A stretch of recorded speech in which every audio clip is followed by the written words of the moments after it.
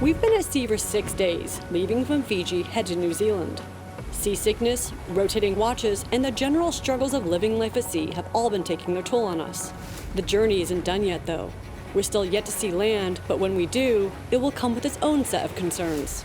And with the boat having been in Fiji for 6 months, there's a chance there'll be issues with biosecurity and customs. But our first concern is the potential for big winds and waves, for which New Zealand is notorious. However, as with any storm, the calm comes first, and we are left with 1 day of almost no wind, so we decided to take full advantage of the peaceful sea state while we have it. So we are going to put up the code 0, which I believe is the biggest sail on this boat, not sure, but it's a lightweight sail that catches the wind when it's light wind, and it's a big sail. It's a very big sail, a big exciting sail, so I'm excited. They're rigging it right now, and this will be fun. New Zealand sits in the South Pacific Ocean, with the Tasman Sea to the west, the Southern Ocean to the south, and the Intertropical Convergence Zone to the north. These 3 different areas bring with them different weather patterns and currents, which all converge around New Zealand. The difference in the water and air temperature means that when the different systems collide, they create unpredictable weather, steep waves, and frequent storms.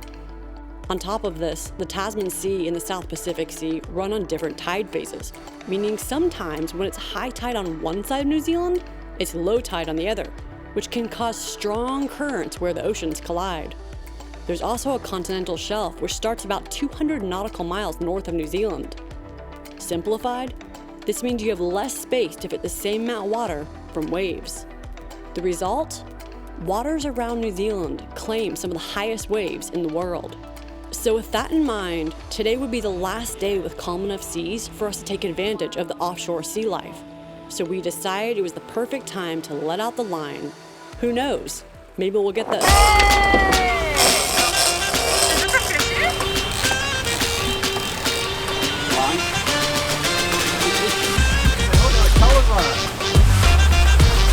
Oh my goodness, that thing's huge! Wow. Woohoo! Oh my goodness!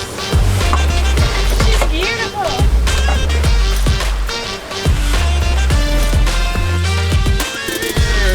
Yeah, I heard the whiz, and then I heard Daniela go, what?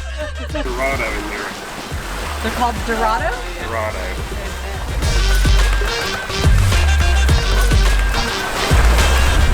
Look at that teamwork.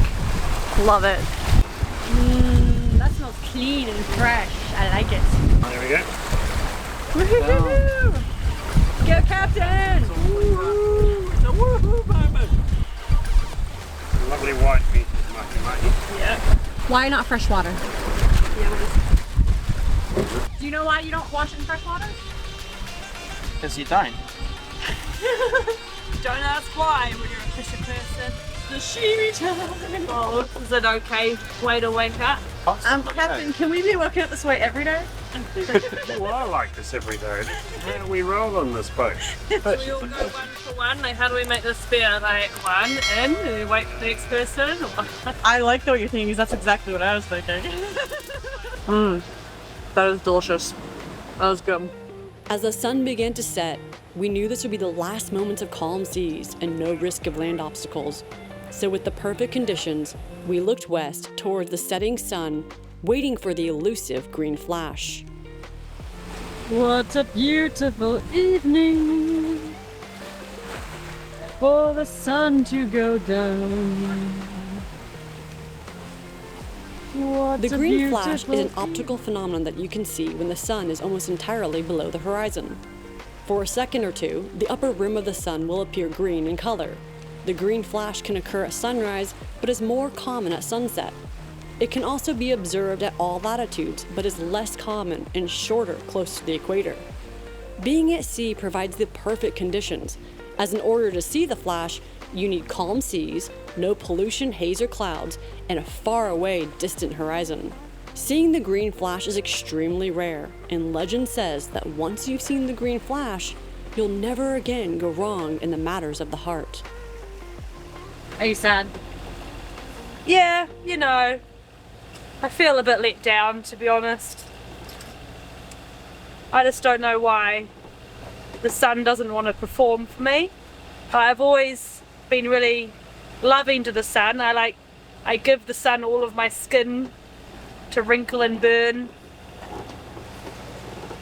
You know, somewhere for it to put its rays. But yeah, I know, maybe I haven't done enough yet. Maybe I haven't earned the green flash yet. I guess I need to do some more ocean crossings. Yeah, maybe it's not flashing you because you're not flashing it.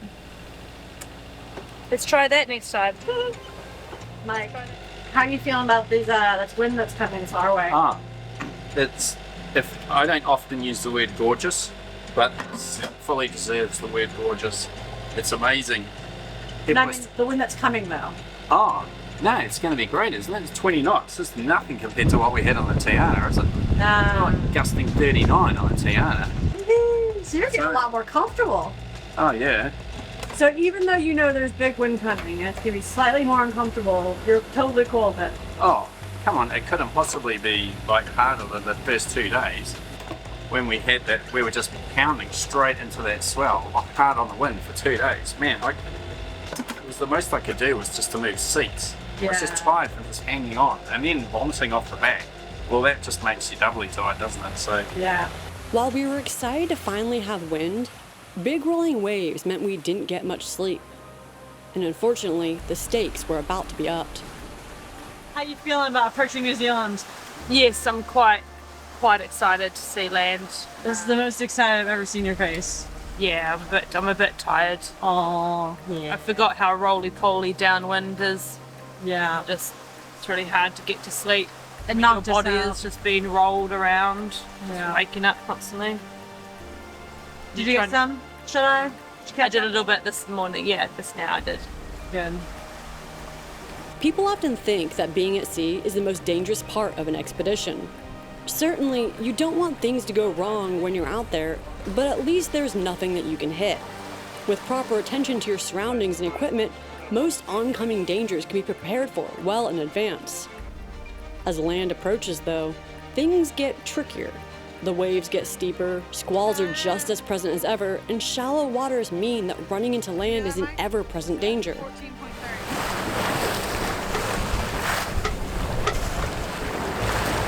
Land ho! Really? Oh, yeah, land ho! Land ho! Where? Land ho! Ah! Land ho! Land ho! So when we saw land, we knew not to let it fool us into thinking this journey was over. Is it clouds? No, that's land. That's gotta be land. It's very faint out front. Mike's excited about land. So if you look, that's what I was just pointing at. That land there. yeah. Aww. Did they deny you? So That's technically, okay, I can rise above it. As night falls and we start to see land, we are faced with the added complexity that boats close to land often don't use systems that alert you to their presence. Being on watch has suddenly taken on another level.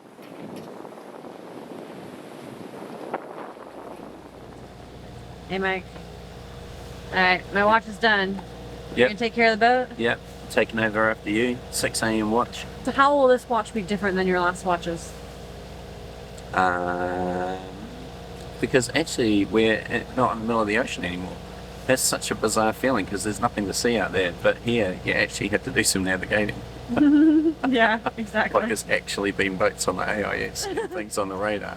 Yeah, so I must admit, on my night watch, I did the watch till midnight, and it was a little bit nerve-wracking at the start. Yeah. Actually, it seemed like so unfamiliar to me to be navigating in the dark, but then again, once you get your head around the fact the boat's only doing 8 knots, you know, high-speed accidents are highly unlikely to occur. Yeah. So you got plenty of time to figure out what all the lights are. True that. All right, I'm gonna go take a nap, and then I'll see you in a couple hours. Absolutely. Have fun. Yeah, sleep well. We made it through the night and we were forecasted to make it into port today, so spirits were high. While we still had heaps to prepare, in the back of our minds, we were all hoping for one thing, which we knew could only happen near land.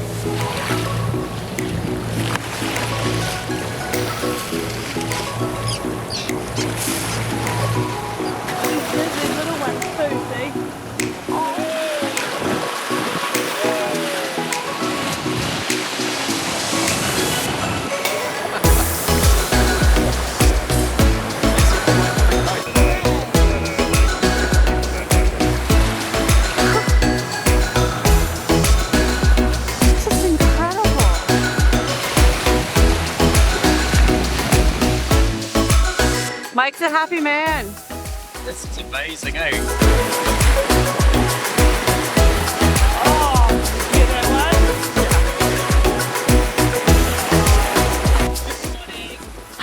Yeah, that's a hell of a way to wake up, guys. Thank you. Can you wake me up like that every morning, please? That's right. Even in the urban house, Dolphins! Yeah.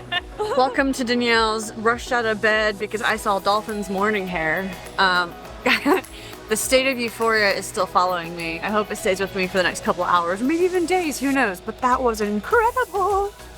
Dolphins are amazing. As we close in on land, there's some final things we need to take care of to be able to enter New Zealand. What are you guys doing here? We're throwing out all the food we can't take to New Zealand Yeah, why? because we just can't eat it. There's too much food. Yeah, but you're not allowed to bring it into New Zealand? Nah. All food? Nah. Oh, what's the rule? Fresh fruit, and vegetables, and eggs, and honey.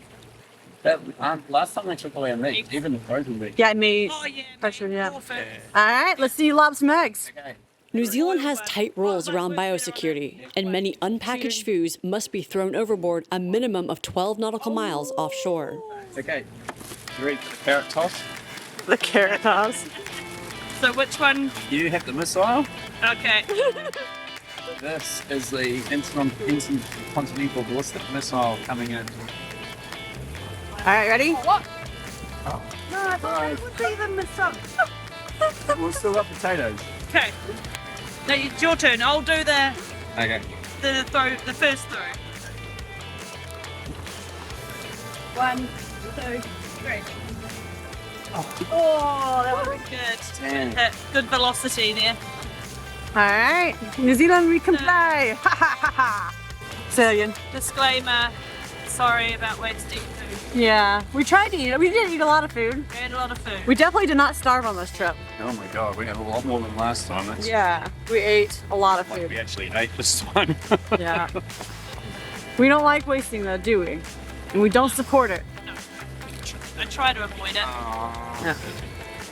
Too much in the pan. Oh, man. Yeah.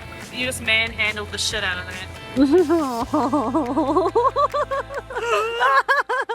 Being seasick in salty conditions and thrown about while eating means any ocean-going vessel needs a good scrub. And any good crew who want to be invited back know that they need to help clean. Being a responsible boat guest, right? Yeah. Clean for stuff. That leak cloth I'm worked not gonna quite leave well. all my awesome pajamas on this boat, am I? They're gonna get used. I just see you wear them at that marina, so that's all good. What's here?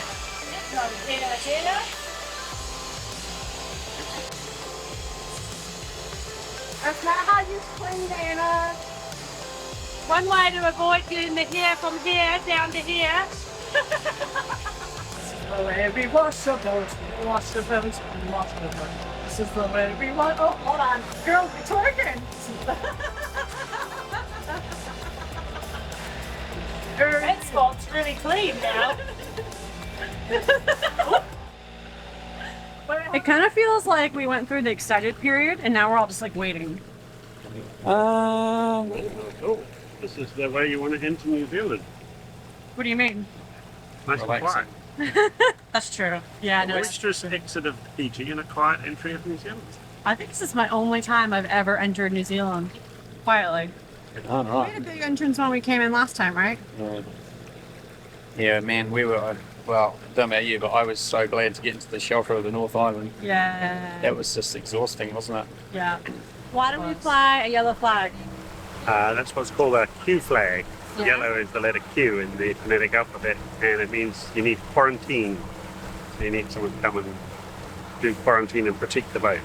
Sweet. And so we'll go through International regulation. Gotcha. Everywhere in the world? Everywhere in the world, yeah. You always fly the Q flag whenever you need clear customs.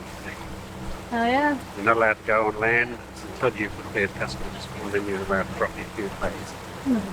Thank you very much, sir. You're welcome. So we've alerted customs that we're on our way, but it'll take about probably an hour or two to get through. We've got to process us through customs and then the boat and make sure that there's no biosecurity issues because New Zealand's super strict on biosecurity. But yeah, so cool to see downtown Auckland as we come in now.